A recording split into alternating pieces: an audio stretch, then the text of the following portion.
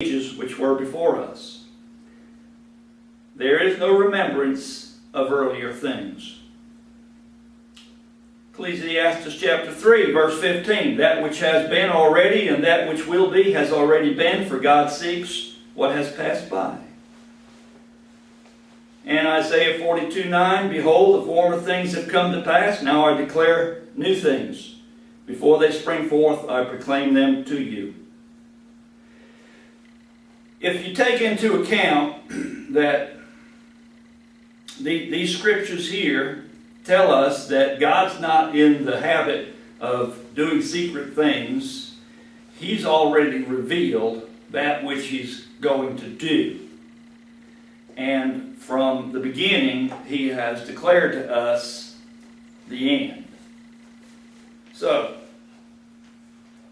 a little case in point, open to the middle of your Bible. If you want to study end things, I declare to you that you need to go back to the beginning, because God, in His great wisdom and power, has already declared the end from the beginning. When I say the beginning, I'm talking about Genesis chapter 1.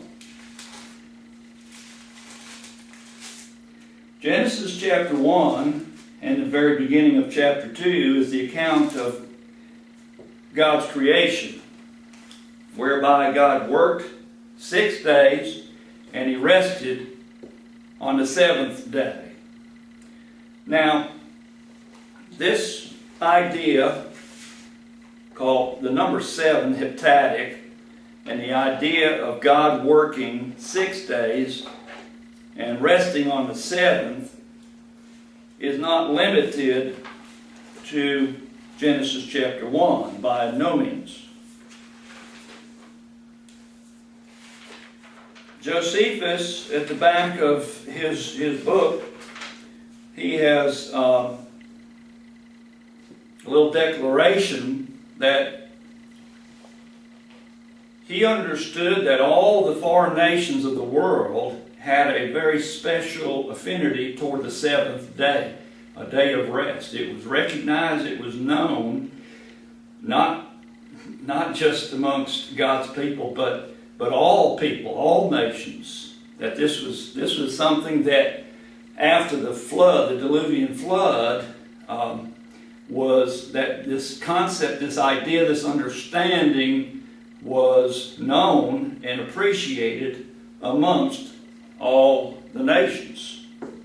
Throughout the Old Testament and within the confines of the New Testament, we have a codified declaration of this established pattern, this heptadic pattern, what we would refer more commonly today as the sabbatical pattern, where God worked 6 days and rested on the 7th. Of course, we know that the laws of Moses, number 4, remember the Sabbath day, do no work. It was codified as a day of rest.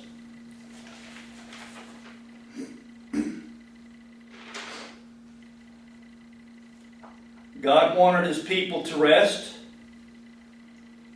and not only the people, He also wanted them to allow their farming land, as well as their animals, to rest on the 7th day also. So, besides just being codified in the 10 Commandments, in the Decalogue, as a practical application, God wanted the people, His people, to allow their crops, their fields, to every 7 years to have a year of rest as well. Of course, this was on a yearly basis, not necessarily a weekly basis. So we see that there's a narrow context and then there's a broader context. And when we fully understand this pattern, we're going to find out that there's yet a larger pattern that we need to understand today, in this day, because it directly affects and applies to us today. It was because of the Jewish failure to recognize and to keep the Sabbath of the land or the fields that led the people and the destruction of Jerusalem, the first temple, into Babylonian captivity. In Leviticus 26, verses 33 through 35, Moses writes, "You, however, I will scatter among the nations and will draw out a sword after you as your land becomes desolate and your cities become waste. Then the land will enjoy its Sabbaths all the days of the desolation while you are in your enemy's land. Then the land will rest and enjoy its Sabbaths. All the days of its desolation it will observe the rest which it did not observe on your Sabbaths while you were living on it."